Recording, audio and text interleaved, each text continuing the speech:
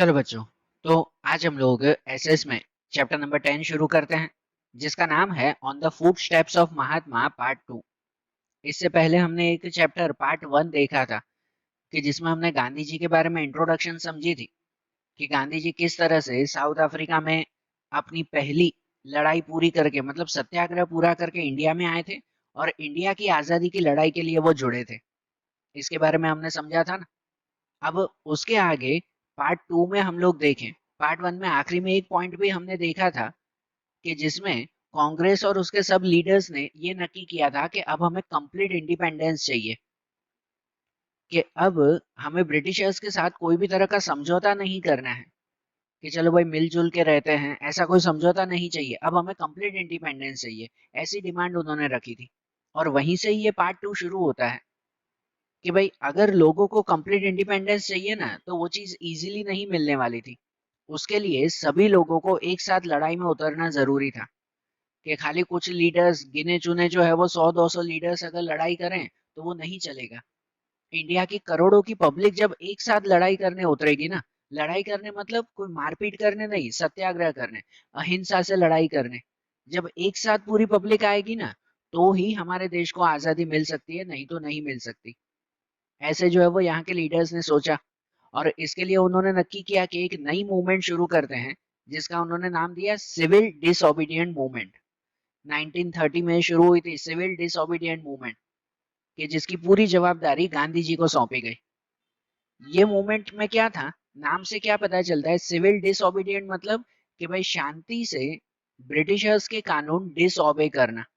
Disobey करना मतलब कि भाई उनके कानून मानना बंद कर देना, कि अगर कोई ब्रिटिशर्स कहे आपको कंपलसरी टैक्स भरना है तो उसको शांति से कह देना कि नहीं भाई हम नहीं भरेंगे, आपको जो करना हो वो करो। तो क्या करेंगे, अगर जो है वो इंडिया में सभी लोग एक साथ ब्रिटिशर्स को टैक्स देना बंद कर दें, उन्हें सपोर्ट देना बंद कर दें, तो ब्रिटिशर्स काम कैसे करेंगे? सीधी सी बात है ना, वो कितने लोगों को जेल में बंद करेंगे? कोई पॉसिबिलिटी नहीं है ना, बरोबर ना। इसी वजह से ऐसा ही एक मूवमेंट शुरू की गई, सिविल डिसोबीडिएंट मूवमेंट, कि अब हर कोई ब्रिटिशर्स की बात मानना बंद कर दो। अब शांति से जो भी ब्रिटिशर्स कहे ना उन्हें मना कर दो कि हम आपकी बात नहीं मानेंगे। और ऐसी जो मूवमेंट जिसका जो पूरा कामकाज गांधी जी को सौंपा गया, तो गांधी जी ने इस मूवमेंट के अंडर में अपना सबसे पहला वर्क किया जो आता है डांडी मार्च। डांडी मार्च 1930 में ही गांधी जी ने यह डिक्लेयर किया कि भाई ब्रिटिशर्स सॉल्ट के ऊपर जो अनजस्ट टैक्स लेते हैं ना, सॉल्ट के ऊपर जो टैक्स लेते हैं ना, वो टैक्स गांधी जी खत्म कर देंगे। उन्होंने ये नक्की किया। उस समय जो सॉल्ट होता था उसका प्रोडक्शन, उसकी सेलिंग, वो सब ब्रिटिशर्स के हाथों में था। और गांधी जी को ये पता था कि भाई सॉल्ट वो लोगों की सबसे बेसिक नीड है, खाने के लिए जरूरी सबसे बेसिक नीड वो सॉल्ट है। तो इसे सॉल्ट के ऊपर क्यों इतना टैक्स लिया जाता है? और वो भी सॉल्ट तो नेचुरली मिलता है, बरोबर ना, समुद्र में से नेचुरली ये सॉल्ट मिलता है, तो उसके ऊपर इतना ज्यादा टैक्स क्यों? सॉल्ट के ऊपर बिल्कुल भी टैक्स नहीं होना चाहिए, ऐसा गांधी जी ने डिसाइड किया। और इसके लिए उन्होंने नक्की किया कि वो एक मूवमेंट करेंगे जिसको नाम दिया डांडी मार्च। उस वक्त उन्होंने नक्की किया था कि अहमदाबाद के साबरमती आश्रम से लेकर जो डांडी है, बरोबर डांडी का दरिया किनारा है, वहां तक वो पैदल पैदल चल के जाएंगे। अहमदाबाद से लेकर डांडी तक वो पैदल चल के जाएंगे और वहां पर जाकर वो सबको डिक्लेयर करेंगे, मतलब सबको ये कहेंगे कि अब सॉल्ट के ऊपर कोई भी तरह का टैक्स न लिया जाए, बरोबर ना। और ये क्यों क्यों पैदल पैदल जा रहे थे कि भाई अगर वो इस तरह से जाएंगे ना तो पूरी इंडिया में सभी लोगों के पास एक मैसेज पहुंचेगा कि देखो गांधी जी अगर ऐसा काम कर रहे हैं, वो जो कह रहे हैं वो सही बात है, तो लोग उनकी बातों पर विश्वास करेंगे, उनकी बातों को मानेंगे। सही बात है ना। और इसी वजह से गांधी जी ने ये डांडी मार्च शुरू की। मार्च का मतलब ही यही होता है ना कि भाई एक तरह से जो है वो रैली निकालना है, कहो कि भाई एक तरह से पैदल पैदल कोई प्लेस तक पहुंचना, बरोबर। तो गांधी जी ने 12 मार्च 1930 को गांधी जी ने अपने 78 साथियों के साथ, 78 उनके साथ लोग जुड़े थे उस वक्त, उनके साथ अहमदाबाद के साबरमती आश्रम से उन्होंने ये यात्रा शुरू की थी।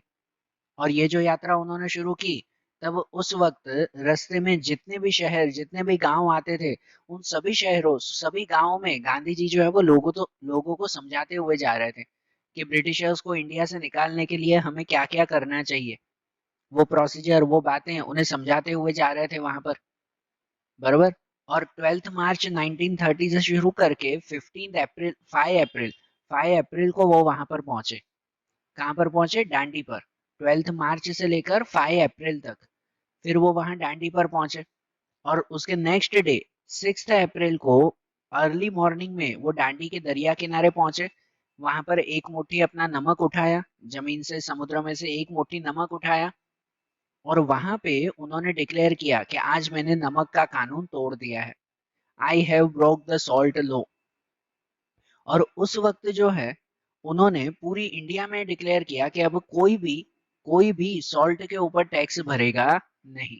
अकेले गांधी जी ने ये मूवमेंट शुरू की थी, और जब तक खत्म हुई तब तक तो इस दांडी मार्च में हजारों लोग जुड़ गए। और जैसे ये गांधी जी ने अहमदाबाद से दांडी तक ये यात्रा की थी, उसके बाद तो पूरी इंडिया में हर जगह पर न जाने कितने किसान थे, न जाने कितने दूसरे जो है वो मजदूर थे, कितने सारे लोग थे जिसने सबने ये डिक्लेयर किया कि अब हम भी ये सॉल्ट का टैक्स नहीं भरेंगे, कि अब हम भी जो है वो गांधी जी का सपोर्ट करेंगे। और पूरी इंडिया में जो है वो बहुत सारी मूवमेंट हुई। उसकी वजह से ब्रिटिशर्स को भी मुसीबत उठानी पड़ी। ब्रिटिशर्स ने न जाने कितने लोगों को जो है वो जेल में बंद कर दिया, ठीक है ना, न जाने कितने लोगों को जेल में बंद किया, न जाने कितने लोगों के ऊपर उन्होंने लाठी चार्ज किया, उनको मारा पीटा, लेकिन फिर भी ये मूवमेंट बंद नहीं हुई। और फाइनली ब्रिटिशर्स को सॉल्ट के ऊपर से टैक्स हटाना ही पड़ा उनको।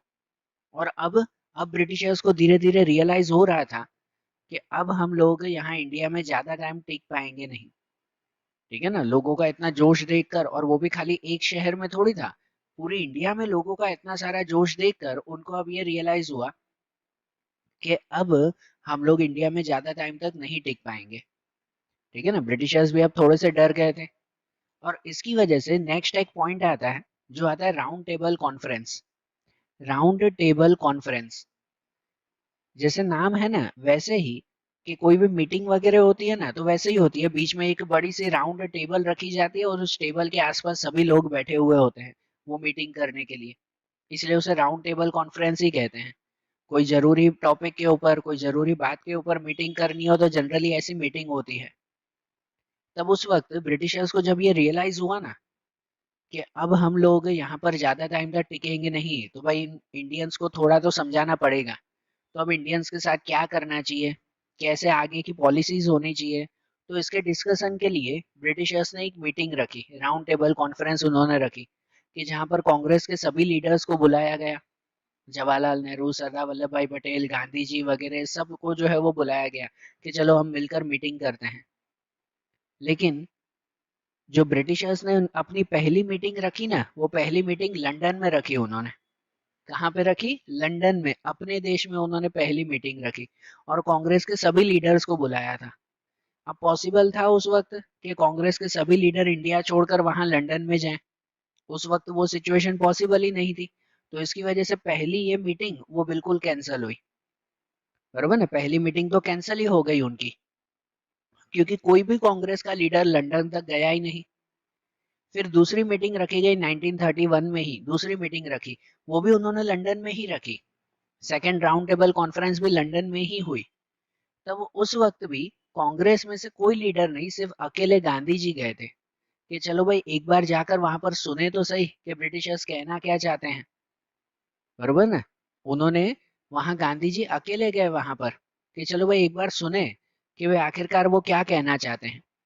तब गांधी जी वहां पर गए थे ना, तो उन्होंने ब्रिटिशर्स की बातें सुनी कि जहां पर ब्रिटिशर्स कुछ नए कानून बनाना चाहते थे, और गांधी जी को रियलाइज हुआ कि इन सब नए कानूनों से फिर से ब्रिटिशर्स को ही फायदा होगा, हमें कोई फायदा होने वाला नहीं है। इसकी वजह से जो है वो गांधी जी निराश हो गए। गांधी जी को लग रहा था कि अगर ऐसे नए कानून बन गए तो फायदा सब ब्रिटिशर्स को होने वाला है, उल्टा इंडिया में जो है वो सभी लोग डिवाइड हो जाएंगे, हिंदू मुस्लिम में झगड़े हो जाएंगे, ऐसे कुछ नए नए कानून बनाने वाले थे ब्रिटिशर्स। तो गांधी जी को ये बात अच्छी नहीं लगी, तो इसलिए सेकेंड राउंड टेबल कॉन्फ्रेंस में जब गांधी जी गए थे ना अकेले इंग्लैंड, तो वहां पर भी उस मीटिंग में वो कैंसल करके आए कि नहीं भाई हम आपकी बात नहीं मानेंगे। गांधी जी वहां पर मना करके आए। तो इसका मतलब जो सेकंड राउंड टेबल कॉन्फ्रेंस थी वो भी एक तरह से कैंसल हो गई, बराबर ना, वो भी सक्सेस नहीं हुई, क्योंकि उसमें भी जो है वो मना कर दिया गया, गांधी जी ने मना कर दिया कि हम भाई आपके रूल्स नहीं मानेंगे, भाई हमारे हिसाब से चलो तो ठीक है। सही बात है ना।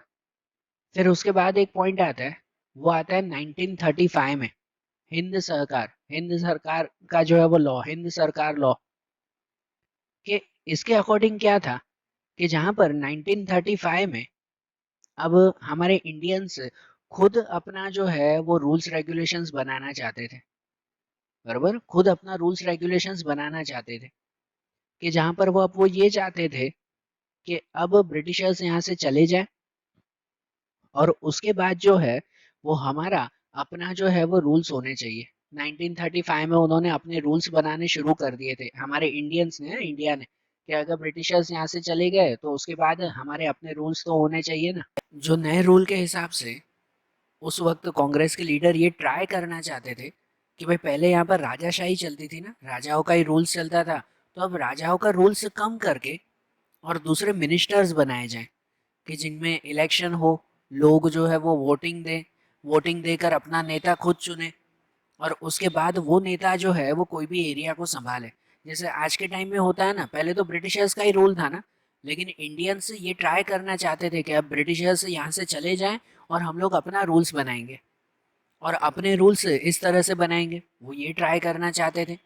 लेकिन इस ट्राई के चक्कर में उन्होंने, समझो कोशिश की थी, ऐसे समझो ना कि उस वक्त तो कोशिश की थी, कुछ जो है वो सालों तक, कुछ करीबन 2 सवा 2 सालों तक जो है पूरी इंडिया में अलग अलग जगहों पर ये कोशिश चली कि वहाँ पे राजाशाही हटाकर और वहाँ के गवर्नर चुने जाएं, वहाँ पर जो है वो नेता चुने जाएं लोगों के जरिए, और वो नेता जो है वो वहाँ के एरिया को संभालें। ऐसा बहुत अच्छी तरह से काम चला, लेकिन 1939 के आसपास का ही टाइमिंग था कि जब अचानक से सेकेंड वर्ल्ड वॉर शुरू हो गया। सेकेंड वर्ल्ड वॉर, बराबर ना, पूरी दुनिया जब आपस में एक दूसरे से लड़ रही थी, उस वक्त इंडिया तो कोई ऐसे वर्ल्ड वॉर में जुड़ा हुआ नहीं था, लेकिन यहाँ पे ब्रिटिशर्स का राज चलता था ना, तो ब्रिटिशर्स ने जबरदस्ती इंडिया को जो है वो सेकेंड वर्ल्ड वॉर में जोड़ दिया। और जबरदस्ती कैसे जोड़ा उन्होंने, तो उन्होंने क्या किया कि इंडिया के जो भी सैनिक थे ना, वो इंडिया के सैनिक को जबरदस्ती जो है वो लड़ाई लड़ने के लिए भेज देते थे। अब वर्ल्ड वॉर में हमारा कोई भी काम था, कोई भी काम नहीं था, कि इंडिया तो वर्ल्ड वॉर में जुड़ा हुआ ही नहीं था, लेकिन फिर भी ब्रिटिशर्स ने जबरदस्ती इंडिया के सैनिकों को लड़ाई में भेज दिया कि भाई अगर मरे तो भले इंडिया के सैनिक मरे, हमारे ब्रिटिशर्स के सैनिक नहीं मरने चाहिए। तो जिसकी वजह से यहाँ के लोगों को बहुत गुस्सा आया। तो फिर से कुछ टाइम के लिए ये जो नए रूल्स बन रहे थे, जो नई नई गवर्नमेंट बन रही थी, जो वोटिंग इलेक्शन का जो सिस्टम चालू हुआ था, वो सब फिर से थोड़े टाइम के लिए कैंसिल हो गया कि पहले भाई ब्रिटिशर्स को यहाँ से निकाल देना है, उसके बाद से ही हम लोग सब अपने नए रूल्स बनाएंगे, बराबर। और इसके बीच में एक दूसरा पॉइंट आ गया, वो आ गया कि डिमांड ऑफ पाकिस्तान, 1940 में ये हुआ था। ब्रिटिशर्स अंदर ही अंदर है ना हिंदू और मुस्लिम को हमेशा भड़काते रहते थे। वो खासकर मुस्लिम पीपल्स को या मुस्लिम लीडर्स को ये कह के भड़काते थे कि देखो अगर आपको आज़ादी मिल भी गई ना, तो यहाँ पे ज़्यादातर राज हिंदुओं का ही चलेगा, भाई आप लोगों को कोई भी राज नहीं मिलेगा, ऐसे वो मुस्लिम को भड़काते थे कि भाई आप लोग हमेशा हिंदुओं के नीचे दब कर रहोगे, उनके कंट्रोल में रहोगे। तो जिसकी वजह से मुस्लिम के कुछ लीडर थे, जिनमें लीडर थे मोहम्मद इकबाल और चौधरी रहमत अली, ऐसे कुछ लीडर्स थे कि जिन लीडर्स ने मनी मन डिसाइड किया कि भाई हमारे यहाँ पर हिंदू और मुस्लिम में बहुत बड़ा डिफरेंस है, तो जैसे हिंदुओं का अलग हिंदुस्तान होना चाहिए, तो वैसे हमारे मुस्लिम का भी अलग पाकिस्तान होना चाहिए, बराबर। उन्होंने डिमांड रखी फॉर पाकिस्तान, भाई पाकिस्तान की डिमांड रखी, अब हमें भी अपना अलग देश चाहिए, कि अगर हिंदुस्तान आज़ाद होगा तो हमें भी अपना देश चाहिए, ऐसे उन्होंने डिमांड रखी। और फाइनली वो डिमांड जो है वो आगे चलकर इतनी बढ़ी कि जब 1947 में हमें आज़ादी मिली ना, तो हमें मजबूरी से पाकिस्तान को अलग करना पड़ा था। सही बात है ना। और उसकी शुरुआत यहाँ से हुई थी 1940, और वो भी जो अलग करना पड़ा वो किसकी वजह से, खासकर जो है वो ब्रिटिशर्स की वजह से ही इंडिया और पाकिस्तान अलग हुआ था।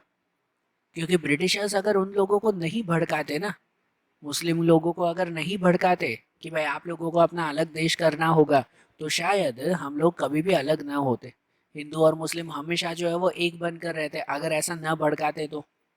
लेकिन वो हो गया ना फिर तो। फिर एक पॉइंट आता है, वो आता है इंडिविजुअल सत्याग्रह, बराबर। इंडिविजुअल सत्याग्रह 1940 में, उस वक्त जब सेकेंड वर्ल्ड वॉर चल रहा था ना, तब गांधी जी ने भी डिसाइड किया कि हमारी गवर्नमेंट भी भले जो है वो वर्ल्ड वॉर में बिजी होगी, तब इस वक्त जो है वो हम लोग कंबाइन जो है वो सत्याग्रह नहीं करेंगे, इंडिविजुअल सत्याग्रह करेंगे। मतलब एक एक अलग अलग लीडर बनाएंगे, जो एक लीडर कोई भी एक दो एरिया में जाएगा पर्टिकुलर, और वहाँ के लोगों को समझाएगा कि भाई हमें एक्चुअली आज़ादी के लिए क्या करना चाहिए, बराबर ना। एक एक इंसान अलग अलग एरिया में जाएगा और वहाँ के एरिया में जाकर समझाएगा लोगों को, बराबर ना। और जिनमें जिनमें जो है वो इंडिविजुअल सत्याग्रह में सबसे पहले कोई पर्सन सिलेक्ट हुए, तो वो पर्सन थे विनोबा भावे। विनोबा भावे, उनको उन्होंने सेलेक्ट किया था, गांधी जी ने ही सिलेक्ट किया कि इंडिविजुअल सत्याग्रह में विनोबा भावे सबसे आगे रहेंगे। और विनोबा भावे ने न जाने कितने गांव में जाकर जो है वो अपने भाषण दिए, लोगों को समझाया, लोगों में जोश भरा कि भाई हमें भी आज़ादी के लिए कुछ करना है। लेकिन कुछ ही दिनों में उन्होंने, कुछ ही दिनों में बहुत सारे गांव में तो गए, लेकिन कुछ ही दिनों के अंदर जो है वो ब्रिटिशर्स ने भी उनको जेल में बंद कर दिया, और 3 महीने के लिए उनको जो है वो सजा दी गई जेल में बंद रहने की, ठीक है ना। तो और इन्हें देखकर तो दूसरे बहुत सारे इंडिविजुअल सत्याग्रह कंटिन्यू रही। लेकिन उसके बाद आखिरी 1942 में आखिरी एक लड़ाई हुई, लास्ट एक लड़ाई हुई, जिसे कहते हैं quit India movement. Quit India या कहते हैं हिंद छोड़ो आंदोलन, क्विट इंडिया मूवमेंट। कि भाई ये ब्रिटिशर्स के खिलाफ हमारी आखिरी लड़ाई थी, आखिरी और सबसे बड़ी लड़ाई थी। 1942 में गांधी जी और जो दूसरे लीडर्स थे, उन्होंने डिसाइड किया कि अब तो कुछ भी करके हमें आज़ादी मिलनी ही चाहिए। तो उन्होंने ब्रिटिशर्स को सीधी ही एक वार्निंग दे दी कि अब आप चुपचाप चले जाओ, कि अब इंडिया छोड़ के चले ही जाओ, नहीं तो यहाँ के लोग अब आपको रहने देंगे नहीं, बरोबर। और इसकी वजह से उन्होंने बहुत बड़ी प्लानिंग की, उन्होंने एक प्लानिंग की थी, सुनना ध्यान से। ये क्विट इंडिया मूवमेंट में गांधी जी ने और लीडर्स ने ये प्लानिंग की थी कि भाई 9 अगस्त के दिन, ध्यान से सुनना, 9 अगस्त के दिन सुबह पूरी इंडिया में जितने भी लोग हैं ना, जितने भी लोग, कितनी बड़ी पॉपुलेशन है, बरोबर, उस वक्त जो है वो 30 करोड़ के आसपास लोग रहते थे। कितने, 30 करोड़ के आसपास उस वक्त लोग थे। वो 30 करोड़ लोग, सभी लोग एक साथ जो है वो रास्ते पर आ जाएंगे और एक साथ रैली निकालेंगे। आप इमेजिन करो कि पूरी इंडिया में 30 करोड़ लोग एक साथ अगर रैली निकालने लगे तो, बराबर ना। तो भाई एक साथ हम लोग रैली निकालेंगे, और ऐसी सिचुएशन में हम लोग ब्रिटिशर्स को सीधा जवाब देंगे कि कुछ भी करो, आप लोग यहाँ से चले जाओ। तो इतनी बड़ी क्विट इंडिया मूवमेंट जो है वो शुरू हुई थी, 9 अगस्त को शुरू होने वाली थी। गांधी जी ने सबको जो है वो ये ऑर्डर दे दिया था।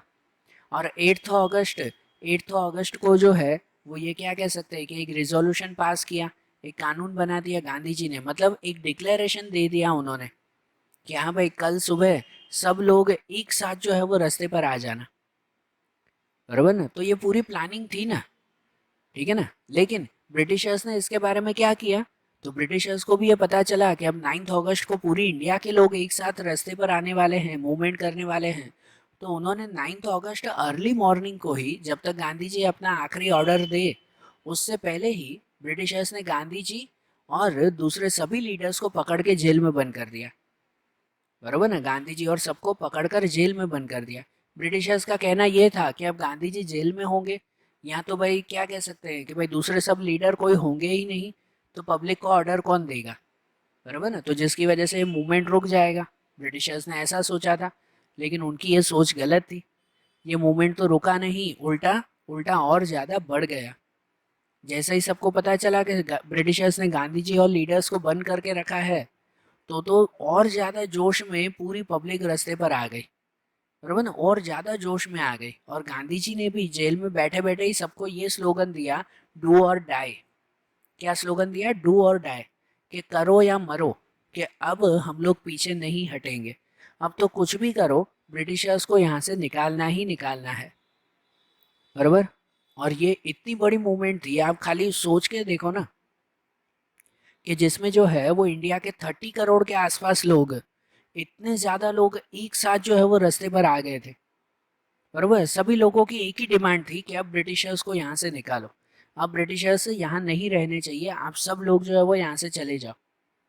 इतनी बड़ी मूवमेंट हुई थी उस वक्त, हमारे इंडिया की सबसे बड़ी ये मूवमेंट मानी जाती है। और आप क्या सोचते हो कि ब्रिटिशर्स चुप करके बैठे होंगे? बिल्कुल भी नहीं। कि जहाँ पर ब्रिटिशर्स ने न जाने कितनी जगह पर, पूरी इंडिया में एक दो प्लेस थोड़ी, पूरे इंडिया में न जाने कितनी जगह पर लोगों के ऊपर लाठीचार्ज किया, लोगों को मारा पीटा, जेल में बंद कर दिया गया। वो सिचुएशन पहली बार ऐसी थी कि जहाँ पर इंडिया में जेलों की कमी पड़ गई थी। इतने लोगों को, इतने लाखों लोगों को जेल में बंद कर दिया गया था ना, कि जेल भी कम पड़ रहे थे, कि अब दूसरे लोगों को बंद कहाँ करें, जेल भी नहीं है अब तो। इतने ज़्यादा लोग जो है वो जेल में बंद कर दिए गए थे। इवन कितने लोगों के ऊपर लाठीचार्ज किया तो कितने लोगों की डेथ हो गई, कितने लोगों के ऊपर ब्रिटिशर्स ने गोलीबारी भी की, बंदूकें भी चलाई। तो इसकी वजह से जो है ब्रिटिशर्स ने भी बहुत ज़्यादा उनके ऊपर, क्या कह सकते हैं, टॉर्चर किया। लेकिन इंडियन पीपल वो ज़रा से भी रुकने वाले नहीं थे।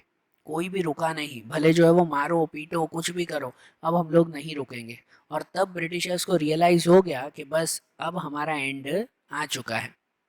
अब ब्रिटिशर्स को रियलाइज़ हो गया अब हम इंडिया में रह सकते नहीं हैं, अब हमें इंडिया छोड़कर जाना ही पड़ेगा, ये हमारा एंड है। ये उनको रियलाइज़ हो ही गया था अब। बराबर ना। और फाइनली फाइनली 1946 में, कि ये जो नॉन कॉपरेशन, ये क्विट इंडिया मूवमेंट थी ना, वो 3 से 4 साल तक चली। अब सोचो 3 से 4 साल तक ऐसी मूवमेंट चली।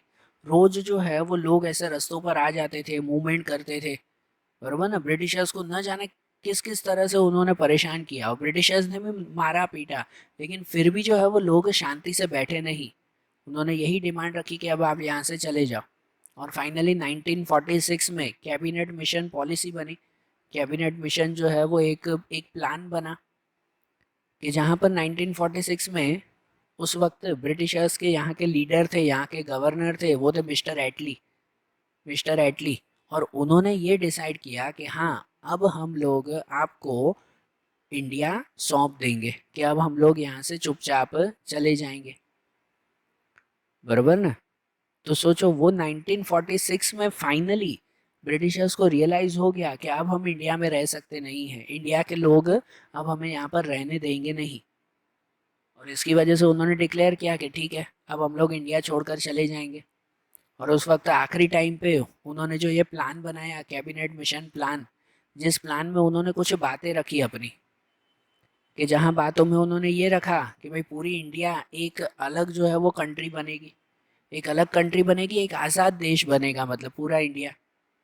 दूसरा कि इंडिया में जितने भी प्लेसेस, जितने भी छोटे छोटे शहर हैं, स्टेट्स हैं, तो उन सबको 3 पार्ट में डिवाइड किया जाएगा, कि एक जो इंडिया के साथ जुड़ना चाहता है वो इंडिया के साथ जुड़े, दूसरा कि जो पाकिस्तान के साथ जुड़ना चाहता है वो पाकिस्तान के साथ जुड़े, और तीसरा कि जिसको आज़ाद रहना हो ना, जिस राजा को इंडिया पाकिस्तान किसी के भी साथ नहीं जुड़ना हो, तो वो अपने नियम अलग बनाए।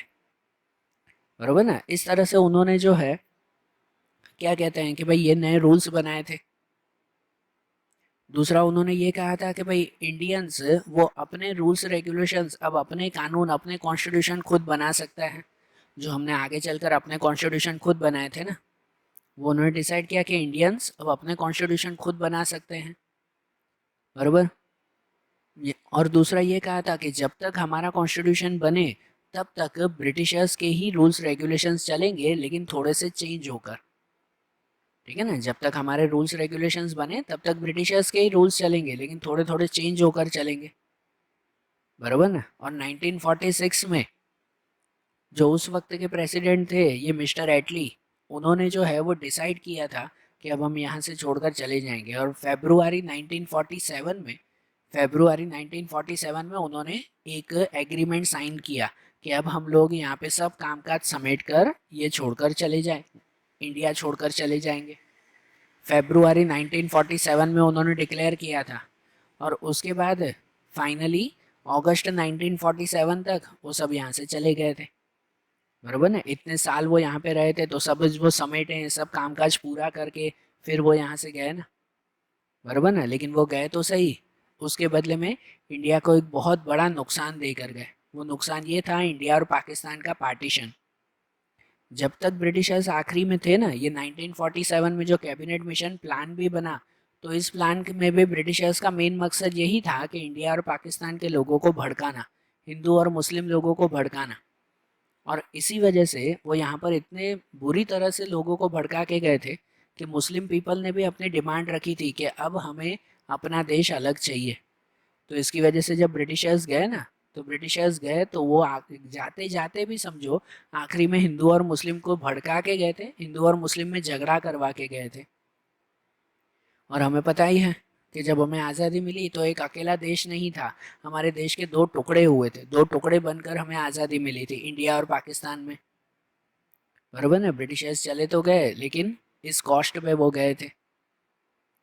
ठीक है ना।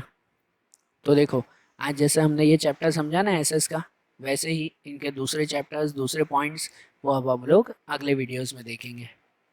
Okay, thank you.